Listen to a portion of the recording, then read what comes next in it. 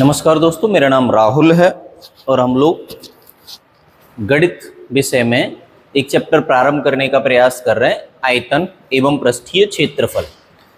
अपनी बेसिक भाषा में मेंसुरेशन का 3D वर्जन। तो अब इस 3D पैटर्न के सवालों में हम लोग क्या बात करेंगे, तो सीधा मैं देखो कौन कौन से फॉर्मूलास लागू होंगे, ये सब मैं बातें पिछली कक्षा में कर चुका हूँ। तो सीधा ये प्रैक्टिस सेशन रखेंगे और प्रैक्टिस सेशन में क्या है कि प्रयास करेंगे कम से कम समय में ज़्यादा से ज़्यादा सवाल कर सकें। तो इसी क्रम में हम लोग ले लेते हैं पहला सवाल। ठीक है, देखिएगा। तो पहला क्वेश्चन है कि घनाभ का आयतन। तो सवाल सीधा सीधा है कि किसी भी घनाभ का आयतन, तो मैंने आपको समझाया है कि घनाभ का आयतन बराबर होता है लंबाई गुणा चौड़ाई गुणा ऊंचाई। तो एक घनाभ है जिसकी लंबाई 25 मीटर है, चौड़ाई 10 मीटर है, ऊंचाई 2 मीटर है। तो 25 गुणा 10 हो गया 250 और 250 गुणा 2 कर दोगे तो कितना आ जाएगा 500 मीटर क्यूब। तो एक घनाभ का आयतन हो गया 500 मीटर क्यूब। दूसरी बात पूछी है कि उसका संपूर्ण पृष्ठ बताइए, टोटल सरफेस एरिया बताइए। तो किसी भी घनाभ का टोटल सरफेस एरिया होता है 2 ब्रैकेट में लंबाई प्लस चौड़ाई, लंबाई गुणा चौड़ाई माफ कीजिए, प्लस चौड़ाई गुणा ऊंचाई प्लस ऊंचाई गुणा लंबाई।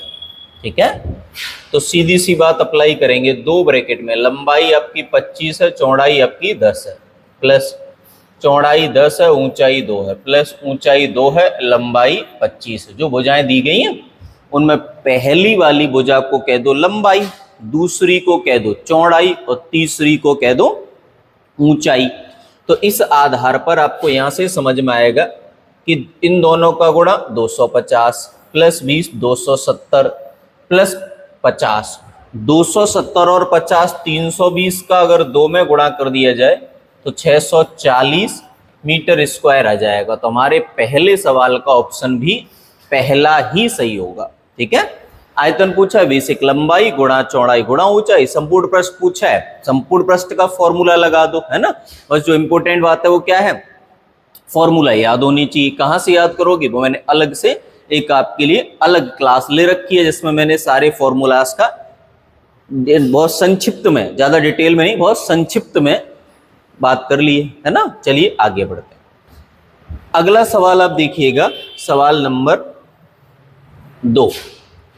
सवाल नंबर 2 में लिखा हुआ है कि सबसे बड़े बांस की लंबाई क्या होगी जो 12 मीटर लंबे, 9 मीटर चौड़े तथा 8 मीटर ऊंचे कमरे में रखा जा सके। किसी आयताकार कमरे में रखा जाने वाला सबसे बड़ा बांस कहलाएगा उस आयताकार कमरा अर्थात घनाभ का विकर्ण। विकर्ण, किसी भी घनाभ का विकर्ण। और किसी घनाभ का विकर्ण कैसे निकालना, हम लोगों ने क्या सीखा था कि घनाभ का विकर्ण बराबर होता है लंबाई का वर्ग प्लस चौड़ाई का वर्ग प्लस ऊंचाई का वर्ग।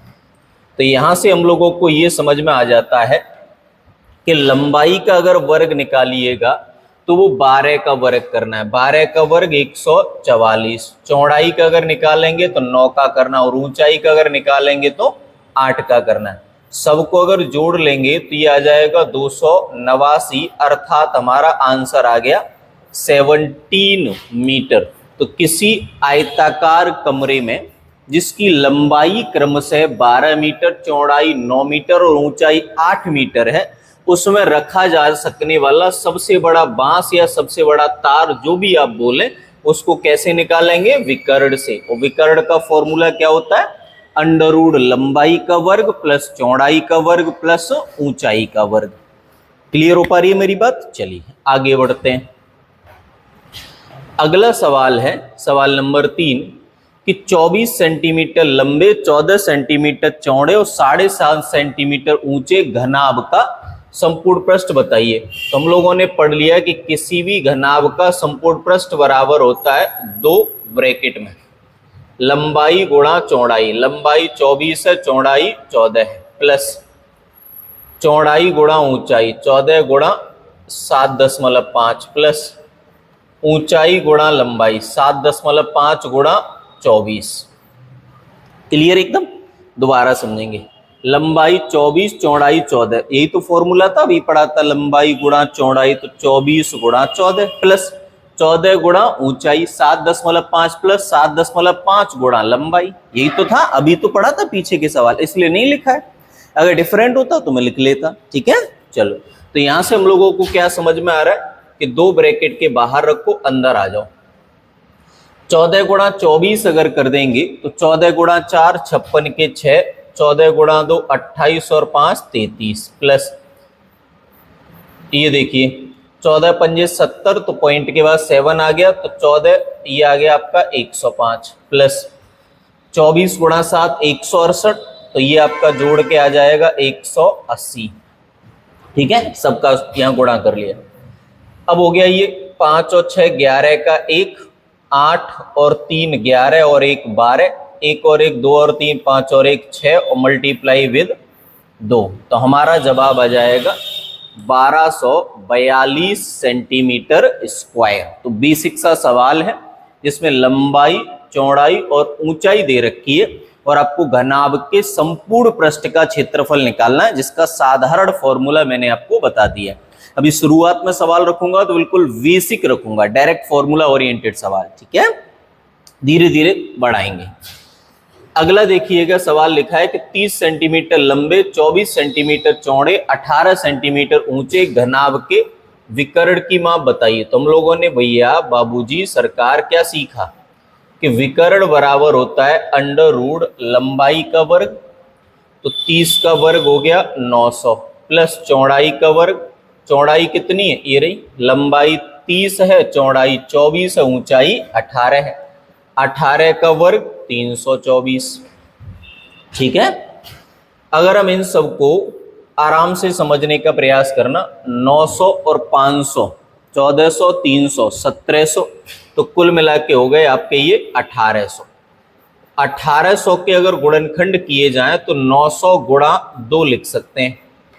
अब बोलेंगे ऐसा लिखने से क्या फायदा? भैया बड़ा फायदा है। 900 का वर्गमूल कितना होता है? 30, और अंडर रूट में क्या बचा? 2, तो हमारा जवाब आ जाएगा 30 अंडर रूट 2 सेंटीमीटर। याद रखना है, विकर्ण की लंबाई सेंटीमीटर स्क्वायर मात्रक के साथ नहीं होगी, सेंटीमीटर होगी। ठीक है, तो इनमें से अगर देखा जाए तो कोई नहीं होगा फिलहाल तो, क्योंकि हाँ, लेकिन ये टाइपिंग मिस्टेक है तो मैंने हटा दिया, तो 30 अंडर रूट 2 सेंटीमीटर हमारा जवाब आएगा। कोई दिक्कत तकलीफ परेशानी नहीं है ना? बढ़िया, आगे बढ़ते हैं। अगला सवाल आप देखेंगे कि एक घन का आयतन 729 घन सेंटीमीटर है, उसका संपूर्ण पृष्ठ बताइए। तो देखो सिंपल सी बात है, आपको दे रखा है घन का आयतन। अभी अपने पीछे 4 सवाल पढ़े घनाभ से रिलेटेड है ना। घन का आयतन हमें दे रखा है 729 सेंटीमीटर क्यूब। और घन का आयतन क्या होता है कि घन का आयतन होता है भुजा क्यू। भुजा कितनी है हमें नहीं पता, तो घन का आयतन यानी भुजा क्यू बराबर तो भुजा निकालने के लिए 729 का करना होगा घनमूल, जो आपको पता ही होगा कितना होता है, 9 सेंटीमीटर, है ना। अब हमें क्या चाहिए कि हमें चाहिए संपूर्ण पृष्ठ। अब देखो घनाभ का संपूर्ण पृष्ठ तो हम लोग निकालना सीख ही गए पीछे के सवालों में, क्योंकि वो 2 ब्रैकेट में लंबाई गुणा चौड़ाई प्लस चौड़ाई गुणा ऊंचाई प्लस ऊंचाई गुणा लंबाई से निकल आता है। ऐसी घन का अगर संपूर्ण पृष्ठ निकालेंगे तो निकलेगा 6 गुणा भुजा स्क्वायर। इसका फॉर्मूला क्या होता है? तो इसके संपूर्ण पृष्ठ का फॉर्मूला होता है 6 गुणा भुजा स्क्वायर, और भुजा कितनी दी गई है? 9, है ना। तो सीधा सीधा अपने लिए जवाब बन गया कि 6 गुणा 9 का वर्ग 81। तो हमारा जो जवाब हो गया वो हो गया 486 सेंटीमीटर स्क्वायर। उम्मीद है आपको ये बात समझ में आए। देखो इतना डिटेल में कराया है जितना ऑफलाइन क्लास में कभी नहीं करा था, किसी कीमत पे नहीं करा था। तो फिर भी अगर कोई दिक्कत है तो आप मुझे कमेंट करके बताइए, ठीक है। क्योंकि जिस हिसाब से मैं आपको पढ़ाने का प्रयास कर रहा हूं वो बिल्कुल बेसिक है, इससे नीचे जा नहीं सकता। सीधा आयतन दिया है, भुजा निकाल ली, भुजा लगा के फॉर्मूला लगा दिया। डायरेक्ट फॉर्मूला आपको पता होने चाहिए, नहीं पता है तो आप पहले फॉर्मूला वाली क्लासेस देख लीजिए। मैंने दो कक्षाएं रखी हैं, एक 45 मिनट की और एक लगभग 50 मिनट की है, तो लगभग आपके 1.5 से मतलब वही लगभग आपका 1.5 घंटे का सेशन है। इसमें मैंने सभी सूत्रों की बात करी है जिनकी आवश्यकता हमें इन सवालों में पड़ेगी। ठीक है, चलिए आगे बात करते हैं। अगला सवाल है भैया कि घन के सतह का क्षेत्रफल 600 वर्ग सेंटीमीटर है, इसके विकर्ण की लंबाई बताओ। तो किसी भी घन के सतह का क्षेत्रफल अर्थात संपूर्ण पृष्ठ, तो किसी घन का संपूर्ण पृष्ठ दे रखा है 600 वर्ग सेंटीमीटर और आपसे घन का विकर्ण पूछा है। आराम से मेरी बात पे ध्यान देना क्योंकि मैंने बोला ही बिल्कुल बेसिक पे चल रहा हूं। तो किसी भी घन का विकर्ण का फॉर्मूला होता है √3 गुणा भुजा, यानी हमें जरूरत है यहाँ पे बाबूजी किसकी, भुजा की। संपूर्ण पृष्ठ का फॉर्मूला क्या होता है कि संपूर्ण पृष्ठ बराबर होता है 6 गुणा भुजा स्क्वायर, बराबर दिया गया है 600 सेंटीमीटर स्क्वायर, है ना। 6 से डिवाइड करोगे तो ये हो जाएगा भुजा स्क्वायर बराबर 100 सेंटीमीटर, अतः भुजा निकल के आ गई कितनी, 10 सेंटीमीटर। भुजा स्क्वायर बराबर आया ना 600, तो भुजा बराबर 100 का वर्गमूल यानी 10। अगर भुजा आ गई 10 तो इसका विकर्ण बताइए, तो इसका विकर्ण हो जाएगा भुजा गुणा √3। भुजा 10 है और विकर्ण निकालने के लिए भुजा के साथ √3 का गुणा करना पड़ेगा, अतः मेरा और आपका जवाब इस सवाल का क्या आ जाएगा, 10√3 आ जाएगा। कोई कंफ्यूजन कैसा भी, बिल्कुल नहीं। बहुत बढ़िया, धन्यवाद आपका बहुत बहुत। चलिए आगे, तुम्हारा जवाब हो गया 10√3। अगले सवाल की ओर मूव कर लेते हैं। देखो मेन चीज फिर से मैं समझा दे रहा हूं, जब तक आप इसके बेसिक फॉर्मूलास को नहीं पढ़ेंगे तब तक ये समझ में नहीं आएगा। अगर आपको बेसिक फॉर्मूलास याद नहीं है तो इसमें मेरी कमी नहीं हो जाएगी, है ना। इसमें थोड़ा ध्यान देना आपको कि मैंने वो सेशन ले रखा है, आप वो क्लास को लीजिए। पहले फॉर्मूला क्लास को 2 से 3 बार देखिए, उन्हें याद कीजिए, समझिए, उसके बाद आप इस क्लास को लेना प्रारंभ कीजिए। आप डायरेक्ट इस क्लास को ले रहे होंगे तो शुरुआती सवाल जो मैं अभी करा रहा हूँ 20-25 सवालों तक ये तो हो जाएंगे, उसके बाद दिक्कत खड़ी हो जाएगी, फिर आपको लगेगा मैं कठिन पढ़ा रहा हूँ, जबकि ऐसा बिल्कुल नहीं है। क्योंकि ये मैं बिल्कुल अभी प्राइमरी लेवल पढ़ा रहा हूँ, एडवांस लेवल पर तो गया ही नहीं हूँ, ना अभी क्षेत्रमिति में गया था ना इसमें जा रहा हूँ। तो थोड़ा सा आप सहयोग कीजिए, और सहयोग सिर्फ इतना करना है कि जिस तरीके से मैं बता रहा हूं उस तरीके से पढ़ने का प्रयास कीजिए। क्लियर है, चलिए देखते हैं आगे सब। तो लिखा है एक घन के संपूर्ण पृष्ठ का क्षेत्रफल बताइए जिसकी भुजा 27 सेंटीमीटर है। तो हमें पता है किसी भी घन का संपूर्ण पृष्ठ निकालना आसान है, और कैसे निकालेंगे भैया कि किसी भी घन का संपूर्ण पृष्ठ होता है 6 गुणा भुजा स्क्वायर। तो किसी घन का संपूर्ण पृष्ठ होता है 6 गुणा भुजा स्क्वायर, तो हो गया 6 गुणा, और भुजा कितनी है 27 सेंटीमीटर, तो हमें स्क्वायर करना है इसका। ठीक है, आगे आप लोग समझ पाएंगे कि 6 गुणा और 27 का वर्ग होता है बाबूजी 729 सेंटीमीटर स्क्वायर।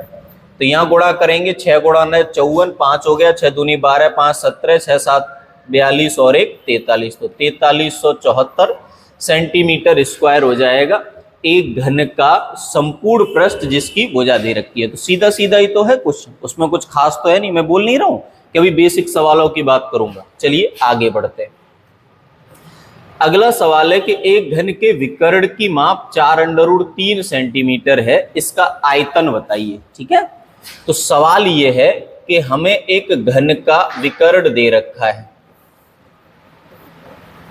देखो हालांकि मैं सूत्रों का जिक्र यहां भी करूंगा, लेकिन फिर भी आपसे ये गुजारिश है, हाथ जोड़कर विनती है भाई साहब, क्योंकि जिस दिन आपका सिलेक्शन हो जाएगा उस दिन मेरी ये विनती मेरे बहुत काम आ जाएगी।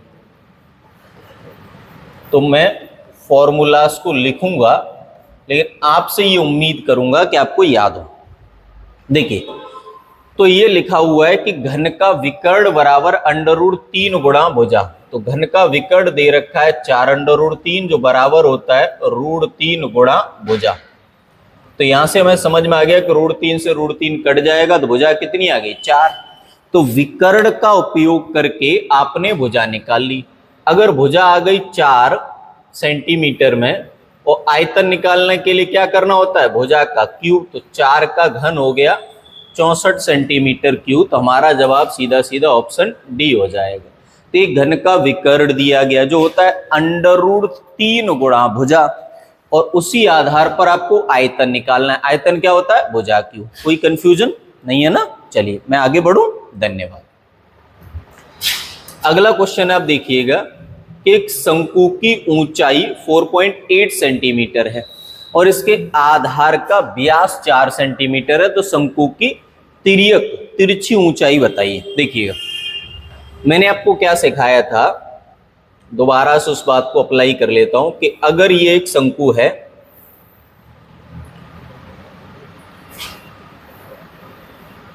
आराम से मेरी बात को समझिएगा, ठीक है। देखिएगा एक शंकु में क्या होता है, पहले उस पर जिक्र कर लेते हैं। तो हम लोगों ने ये पढ़ा था कि एक शंकु में ये होती है रेडियस, ये होती है हाइट और ये होती है स्लैंट हाइट यानी तिर्यक ऊंचाई। और किसी भी शंकु में एल, एच और आर के बीच में जो रिलेशन होता है वह वही रिलेशन होता है जो राइट एंगल ट्रायंगल की भुजाओं में होता है। क्यों? क्योंकि यहाँ पे एंगल कितना बन रहा है, 90 डिग्री। फिर मैंने आपको एक बात समझाई कि अगर यहां ऐसा हो तो हमेशा ध्यान रखना ट्रिपलेट लग जाएगा। कैसे, उसको समझिएगा। देखिएगा तो एक शंकु है जिसकी ऊंचाई दी गई है आपको कितनी, 4.8। तो ये वाली भुजा हमें दी गई है कितनी, 4.8। आराम से मेरी बात को समझना। अब देखो एक चीज जो गंभीरता से समझनी है मुझे और आपको, उस पर फोकस करना है। ट्रिपलेट्स का यूज करते कैसे है ना, वो बहुत जरूरी है। देखो अगर ये भुजा दी गई है 4.8, ये दी गई है आपको 2। मैं ऐसा कह दे रहा हूं आपसे कि ऐसा करो 2 को 2.0 कह लो, कोई दिक्कत तो है नहीं ना। पॉइंट के बाद अगर कभी 0 लगा दे तो उससे कोई समस्या उत्पन्न होती है क्या, बिल्कुल नहीं होती। तो हम वही सीखे कि जो भुजा 4.8 है उसको तो 4.8 रहने दो, लेकिन जो 2 है उसको 2.0 कह दो। अब इससे क्या हुआ, देखो इससे अपने 2 फायदे हुए। पहला फायदा कि पॉइंट दोनों जगह सेम हो गया। दूसरा फायदा कि ट्रिपलेट काम कर जाएगा। कौन सा, समझिए। 3, 4, 5 लगेगा, नहीं लगेगा। क्यों? 3 में कितने का भी गुणा कर दो 20 नहीं आता है कि नहीं। 4 में आ जाता है, जैसे समझो। तो कौन सा ट्रिपलेट काम में, 3, 4, 5 वाला काम में नहीं आएगा। देखो यहां समझा देता हूं। पहला ट्रिपलेट है 3, 4, 5। देखो ये तो फिक्स है, ये पूछा है। 4 में 12 का गुणा कर दें 48 है, पॉइंट बाद में लगा लेंगे। 4 गुणा 12, लेकिन 3 गुणा 12 मैच नहीं करेगा। 4 गुणा 5 है तो 3 गुणा 5 मैच नहीं करेगा, यानी ये ट्रिपलेट काम में नहीं आएगा। या जो ट्रिपलेट हमारे काम में आएगा वो है 5, 12, 13। आप बोलेंगे कैसे, देखो मैं समझाता हूं। 12 से 48 बनाने 0.4 का गुणा कर दो, 5 से 20 बनाने 0.4 का गुणा कर दो, 2.4 2.0 आ जाएगा ना। तो कहने का मतलब सीधा सीधा हो गया कि यहां भी हमें कितने का गुणा करना है, 5.2 का। या फिर आप सीधा सीधा ट्रिपलेट अगर लगाएंगे तो हमारा जवाब एग्जैक्ट कितना आ जाएगा, तो हमारा जवाब एग्जैक्ट आ जाएगा 5.2 सेंटीमीटर। ये अगर ट्रिपलेट की ताकत है। अगर आप ट्रिपलेट न लगाना चाहें तो भैया यहां लगाना पड़ेगा कि L बराबर √of 4.8 का स्क्वायर प्लस रेडियस यानी 2 का स्क्वायर। व्यास 4 है तो त्रिज्या 2 होगी। इसको सॉल्व कर लो। लेकिन मेरा मानना यह कि ट्रिपलेट सीख लो। देखो कैसे पता करते हैं, पॉइंट भूल जाओ थोड़ी देर के लिए। 5 चौके 20, 12 चौके 48, तो 13 चौके 52। मैंने क्या सिखाया था कि ट्रिपलेट्स का यूज करते समय याद रखना ये अनुपात होते हैं। तो जो भी मल्टीप्लाई होता है वो तीनों ही पदों में, लंब, आधार और कर्ण में समान रूप से होना चाहिए। जो भी गुणा हो, यहाँ 5 का हो तो यहाँ भी 5 का, यहाँ भी 5 का। जैसे ये 25, ये 60 तो ये 65 हो जाएगा, है ना। ये 30 हो तो 6 का गुणा हो गया। ये 30 है, ये 72 है, ये 78 हो जाएगा। ये मान लो 50 हो तो ये 120 है, ये 100। गुणा तीनों ही जगह सेम हो जाए उसे ही कहते हैं हम लोग आनुपातिक मान, जिनको हम गणित में कहने लगते हैं ट्रिपलेट। ठीक है ना। तो ये हम लोगों को समझ में आ गया कि 5, 12, 13 से डायरेक्ट निकल आएगा। अगर आपको ट्रिपलेट नहीं निकालना है कि नहीं मुझे तो पाइथागोरस ही लगाना है तो लगा लो, पाइथागोरस लगा लो, रोक कौन रहा है ना। लेकिन मेरा मानना यह है कि ट्रिपलेट्स को सीखिए क्योंकि आगे बड़ा काम आने वाले हैं। पीछे भी आए थे, अभी भी आएंगे, ज्योमेट्री में भी आएंगे, ट्रिग्नोमेट्री में भी आएंगे, बहुत जगह क्वाड्रेटिक ज्योमेट्री में भी इस्तेमाल कर लेंगे हम कहीं कहीं। ठीक है, आगे देखिए, अगले सवाल पर आ जाते हैं। अगला सवाल है कि दो शंकु के आयतनों में 2:3 का अनुपात है और उनके आधार की त्रिज्या में 1:2 है, तो उनकी ऊंचाइयों में क्या अनुपात है। देखो, तो एक शंकु है, आराम से सुनना, किसी भी शंकु का आयतन होता है 1/3 पाई आर स्क्वायर एच, पहला हो गया। दूसरा शंकु है 1/3 पाई आर स्क्वायर एच, दूसरा हो गया। देखो एक चीज गौर करना, आप आयतनों का अनुपात दिया हुआ है 2:3, ये तो मैंने लिख लिया। साथ ही साथ एक चीज पर और गौर करना कि देखो मैंने यहाँ पे जब शंकु का आयतन लिखा तो यहाँ रेडियस और हाइट दोनों अक्षर छोटे लिए हैं और यहाँ पे रेडियस और हाइट दोनों अक्षर बड़े लिए, क्योंकि ये शंकु अलग है और ये शंकु अलग है। जब दो आकृतियां अलग अलग हैं तो ऐसा जरूरी है ही नहीं कि उनकी रेडियस और हाइट सेम होती, अगर होती तो एग्जामिनर बता देते। क्लियर है, तो अलग अलग ले ली। अब आगे यहां से समझना कि ये देखो पोर्शन तो कट जाएगा, अगर आप सेम ले लेते तो ये भी कट जाता, तो फिर क्या निकालते, इसीलिए। अब देखो आधार की त्रिज्या में जो रेशियो है वो कितना है, 1:2, तो यहां रख दो। 1 का वर्ग 1 हो जाएगा इंटू एच, 2 का वर्ग 4 हो जाएगा इंटू एच, बराबर हो गया अपने पास कितना, 2/3। अब क्या करेंगे भैया, कुछ नहीं, बेसिक कैलकुलेशन है, एच अपॉन एच बराबर 4 पहुंचा दो ऊपर तो 8 हो गया, 3 पहुंचा दो नीचे, तो उनकी ऊंचाइयों में जो अनुपात आएगा वो अनुपात कितना आएगा, 8:3। ठीक है, तो दो शंकु हैं जिनके आयतनों का अनुपात दिया, मैंने आयतन लिख लिए, अनुपात लिख लिया, त्रिज्याएं दी गई हैं 1:2, मैंने 1 और 2 का वर्ग कर लिया, आगे केवल क्या किया, कैलकुलेशन, आंसर आ गया 8:3। क्लियर, चलिए अगले सवाल पर आ जाते हैं। अगला जो क्वेश्चन है कि लिखा है कि यदि एक शंकु की ऊंचाई दुगुनी हो जाए तो इसके आयतन में कितने प्रतिशत वृद्धि होगी। अब देखो यहाँ शंकु एक ही है और इसकी ऊंचाई को दुगुना कर दिया गया है, तो आपको मेरी एक बात समझनी है सीधी सीधी कि अगर किसी शंकु की ऊंचाई दुगुनी हो जाए और हम बात कर रहे हैं इसके आयतन के बारे में,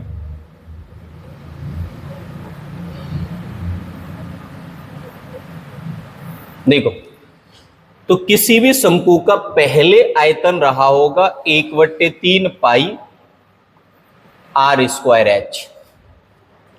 अगर ऊंचाई दुगुनी हो जाए तो ऊंचाई दुगुनी बोली है, त्रिज्या में कोई बदलाव नहीं बोला है, तो त्रिज्या सेम रख लो, ऊंचाई दुगुनी बोली है 2h रख लो, आराम से समझना।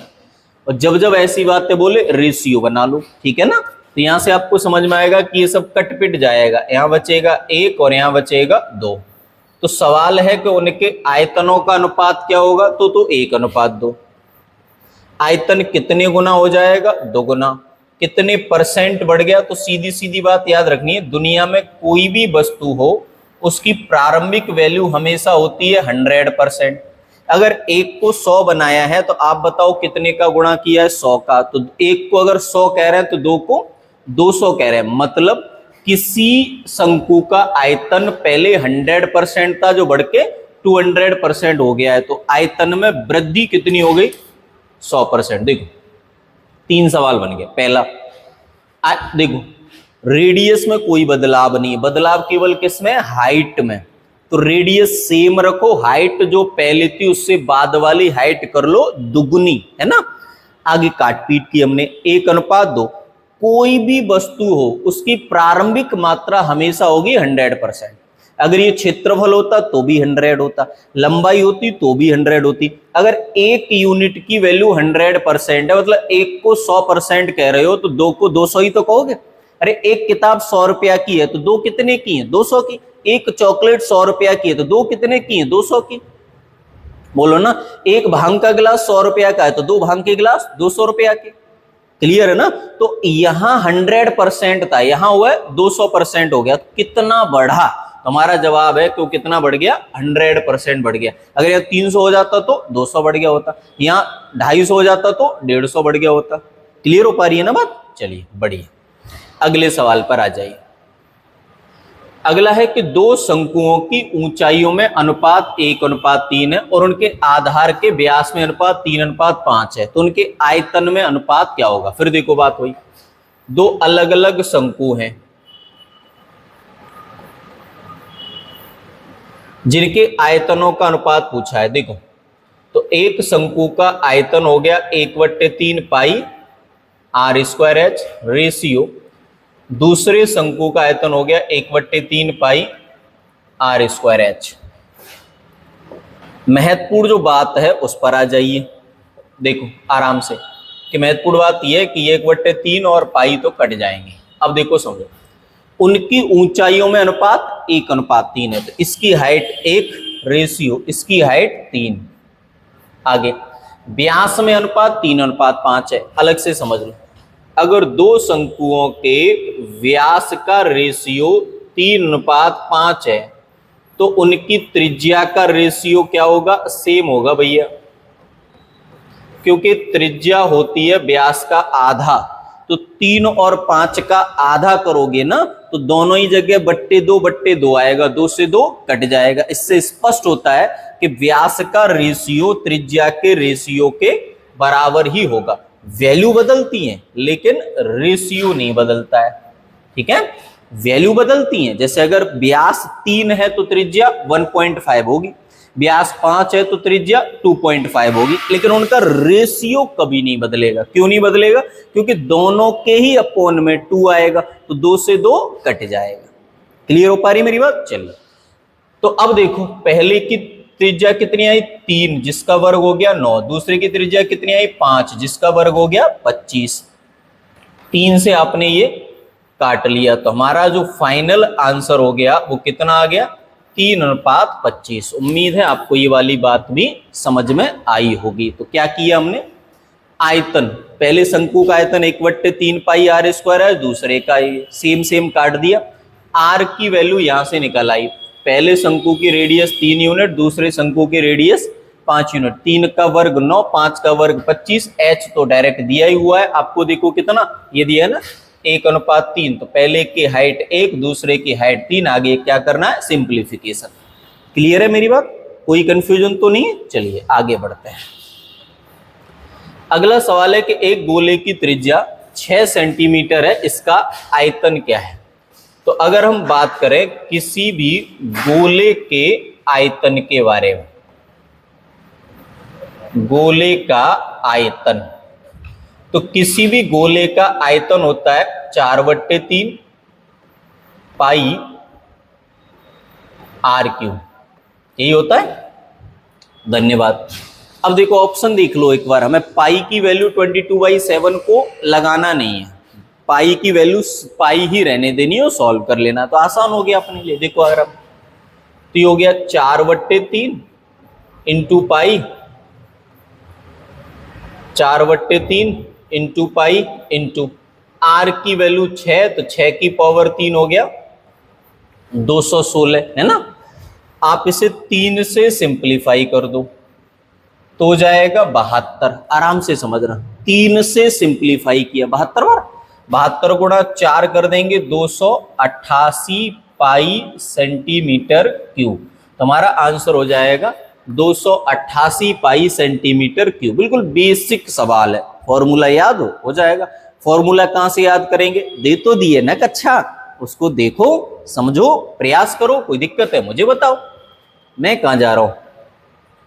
देखो अगर आप सीखने के लिए तैयार है तो मैं सिखाने के लिए तैयार हूं। अब आप ही हार मान जाओ कि नहीं यार बड़ा फालतू रामायण पढ़ने की जरूरत नहीं है, आपको लग रहा है कि नहीं आपसे नहीं हो रहा तो छोड़ दो ना, क्या जरूरत है। जबरदस्ती तो होगी नहीं पढ़ाई, ये तो मैं भी जानता हूं। मैं यहाँ जबरदस्ती पढ़ाऊं, कितनी देर पढ़ा लूंगा? 2 सवाल। मन में हमारे कहीं ना कहीं भाई मैं यहाँ क्यों पढ़ा रहा हूं आप समझिए, क्योंकि मैं यहाँ पढ़ा रहा हूँ क्योंकि मुझे लग रहा है कि आप मेरी चीजें समझने का प्रयास कर रहे हो। आप नहीं समझेंगे तो मेरे अंदर भी तो निराशा आएगी, इसलिए तो मैं आपसे कह देता हूँ कि अगर ठीक लगे तो शेयर कर दिया करिए, क्योंकि जब आप शेयर करेंगे तो मुझे लगेगा कि हाँ आपको डाटा में समझा पा रहा हूं। मैं आपकी उन्नति का प्रयास करूंगा, आप मेरी उन्नति का प्रयास कीजिए। हम दोनों एक दूसरे की प्रोग्रेस पर ध्यान देंगे, बाकी तो सब रामायण है, चलता रहेगा जीवन भर। देखिए एक गोले का आयतन, इसकी त्रिज्या क्या होगी?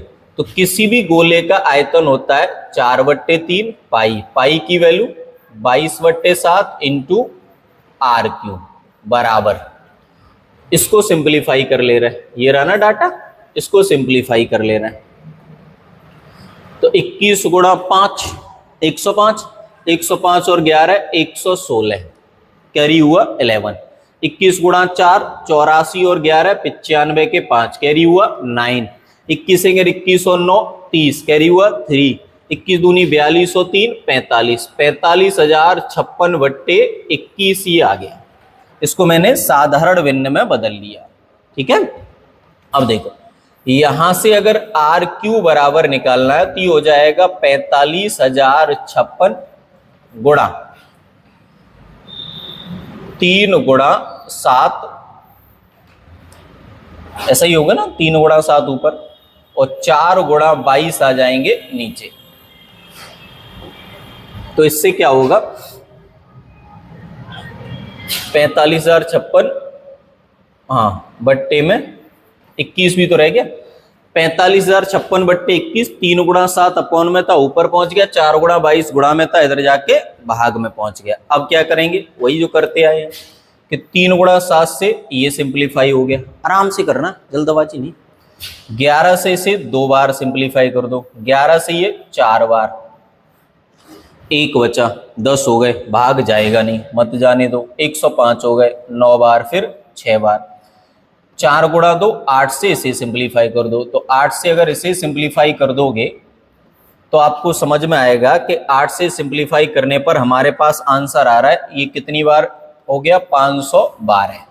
तो अगर आर क्यू बराबर 512 है तो आप स्वयं बताओ आर बराबर कितना हो गया 8 सेंटीमीटर।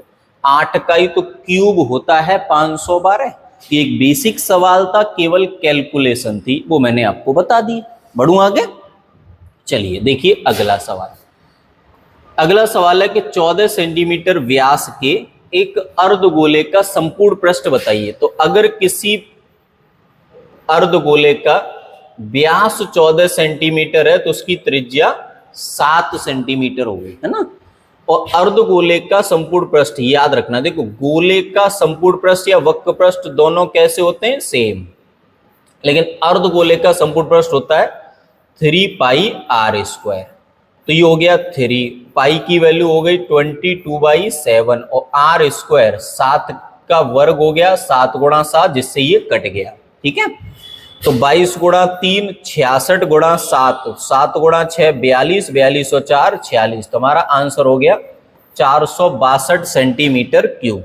आराम से समझना, देखो मैंने आपको ये सिखाया था कि अगर आपको किसी अर्धगोले का संपूर्ण पृष्ठ निकालना है तो हो जाएगा 3 गुणा पाई आर स्क्वायर, और पाई आर स्क्वायर यानी आधार का क्षेत्रफल। और आधार का क्षेत्रफल क्या है कि एक गोला है, अर्धगोला है बेसिकली, जिसका व्यास 14 है। अगर व्यास 14 है तो त्रिज्या 7 हो गई। अगर त्रिज्या 7 होती है तो किसी भी वृत्त का क्षेत्रफल यानी पाई आर स्क्वायर बराबर होता है 154। तो अगर त्रिज्या 7 है तो क्षेत्रफल हो गया 154। तो आपको ये सब करने की जरूरत नहीं पड़ेगी, आप डायरेक्ट ही बता देंगे कि उसका आंसर 462 सेंटीमीटर स्क्वायर होगा। क्लियर हो रही है मेरी बात? चलिए बढ़िया, अगले सवाल पर आते हैं। अगला सवाल है भैया, ध्यान दीजिएगा बाबूजी, के एक अर्धगोले का आयतन दे रखा है, संपूर्ण पृष्ठ पूछा है, मिलके करेंगे। तो किसी भी अर्धगोले का आयतन का फॉर्मूला होता है 2/3 पाई 22/7 आर स्क्वायर बराबर दे रखा है 19,404 सेंटीमीटर क्यूब। तो हम यहां से क्या करेंगे, आर बराबर फाइंड आउट करेंगे। चलिए पहले कुछ थोड़ी तोड़फोड़ कर लेते हैं, कैलकुलेशन। 22 से इसे डिवाइड कर दो, 22 अट्ठे 176, है ना। 18 बचे 180 हो गए, 18 बचे तो 180 हो गए ना। फिर 22 अट्ठे 176 और 22 दूनी 44, कितना हो गया। और आगे देखो 2 से और इसे सिंप्लीफाई कर दोगे तो कितना हो जाएगा 441। तो यहां से हमें पता चलेगा कि आर क्यू बराबर हो गया ये 9261, जो घन होता है कितने का, 21 का। तो हमें इस अर्धगोले की रेडियस पता चल गई, कितनी होगी, 21 सेंटीमीटर। अगर किसी अर्धगोले की रेडियस 21 सेंटीमीटर है तो उस अर्धगोले का संपूर्ण पृष्ठ क्या होता है, 3πr²। आराम से मेरी बात को समझना, मैंने अभी सिखाया, अगर त्रिज्या 7 हो तो क्षेत्रफल 154 होता है। त्रिज्या अगर 7 है, आराम से मेरी बात को समझिएगा, कि अगर किसी वृत्त की रेडियस 7 है तो एरिया कितना लेना है, 154। त्रिज्या अगर 7 का 3 गुना तो क्षेत्रफल 3 के वर्ग यानी 154 का 9 गुना। तो क्या मैं यहां से डायरेक्ट 3 गुणा 9 गुणा 154 नहीं कह सकता, बिल्कुल कह सकता हूं। त्रिज्या अगर 7 हो तो क्षेत्रफल 154 होता है, त्रिज्या दुगुना होगी तो क्षेत्रफल 2 का वर्ग यानी 4 गुना, तिगुना होगी तो 3 का वर्ग 9 गुना, 4 गुना होगी तो 4 का वर्ग 16 गुना, 5 गुना होगी तो 5 का वर्ग 25 गुना। तो अगर 7 का मल्टीपल कहीं मिल जाए तो पूरा करने की आवश्यकता नहीं है, जल्दी जल्दी निकाल लिया करो, है ना। चलो मिलके करेंगे। तो 9 गुणा 3 27 गुणा 4 होता है 108, कैरी हुआ 10, हासिल हो गई 10, 27 पंजे 135 और 10 145, हासिल हो गई 14, 27 एकम 27 और 14 हो गए। तो हमारा जवाब हो गया 4158 सेंटीमीटर स्क्वायर। क्लियर है, उम्मीद है आपको ये बात समझ में आई होगी। मैं मान के चल रहा हूं कि समझ में आ रही है, कहीं दिक्कत है तो कमेंट करके बता देना, दोबारा अगली क्लास में देख लेंगे, ठीक है।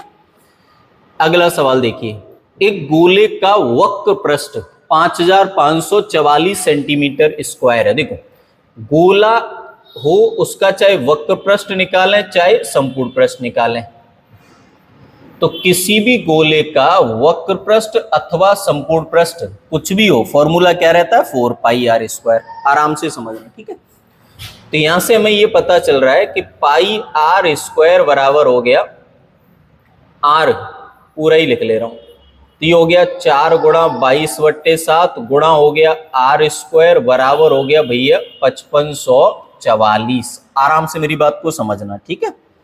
अब क्या करें, सिंपलीफाई कर लो। देखो 22 से ये काटो, 22 दूनी 44, 11 बचे 114 हो गए, 22 पंजे 110, फिर 22 दूनी 44, है ना।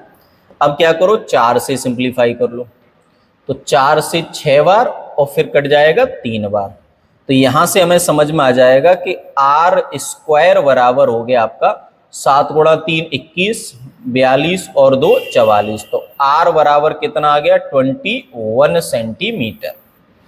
अगर रेडियस 21 सेंटीमीटर आ रही है और हम बात कर रहे हैं गोले के आयतन की, तो कोई भी एक गोला उसका आयतन अगर हमें निकालना है तो उसका सिंपल फॉर्मूला होता है 4/3 πr³ और r बराबर कितना आ रहा है, 21 सेंटीमीटर, है कि नहीं। कैलकुलेशन आपको समझ में आ गई होगी। तो यहां से सीधा सीधा अप्लाई करना है, 4/3 गुणा पाई की वैल्यू 22/7 गुणा r³, तो r³ हो गया आपका 9261। तो 21 से ये 441 बार कट जाएगा, है ना। अगर ये 441 बार कट गया तो अब हमें गुणा करना है, कितने का, 88 का। चलिए 88 गुणा 1, 88 के 8, कैरी हुआ 8, हासिल हो गई 8। 88 गुणा 4 करोगे तो 88 गुणा 4, 88 गुणा 2 176 और 352 हो गया, है ना। 4 गुणा 8 32, ये 352, 352 वो हो गए और 8 हासिल की, तो 352 और 8 360 हो गए, कैरी हुआ 36। 88 चौके फिर वही 352, 352 में 6 जोड़ोगे 358, 358 में 30 जोड़ोगे 388। तो हमारा आंसर हो जाएगा 38,808 सेंटीमीटर क्यूब। तो हमें क्या दिया था, वक्र पृष्ठ दिया था और आयतन पूछा था। बेसिक है, कैलकुलेटिव है, वो मैंने आपके सामने पूरी कैलकुलेशन करके दिखा दी है। उम्मीद है आपको यहां तक मेरी बातें समझ में आई होंगी। मैंने प्रयास किया है, पहले सूत्र बता दिए, फिर आपको टॉपिक पढ़ाया, कैलकुलेशन भी छोड़ी नहीं है। आपसे पूरी उम्मीद करूंगा कि आप इस कक्षा को ध्यान से देखेंगे, सुनेंगे और समझेंगे। अगर पढ़ाने में कोई त्रुटि महसूस हो रही हो तो माफ कीजिएगा, मैं आपको सिखा रहा हूं, आप मुझसे सीख रहे हो, तो हम दोनों ही कुछ ना कुछ सीख ही रहे हैं, जो समय के साथ बेहतर होता चला जाएगा। उम्मीद मैं आपसे यही करूंगा कि आपने इस कक्षा को ध्यान से सुना होगा और समझा होगा। मिलेंगे अगली क्लास में, तब तक आप खुश रहिए, ख्याल रखिए और मन लगाकर पढ़िए। धन्यवाद।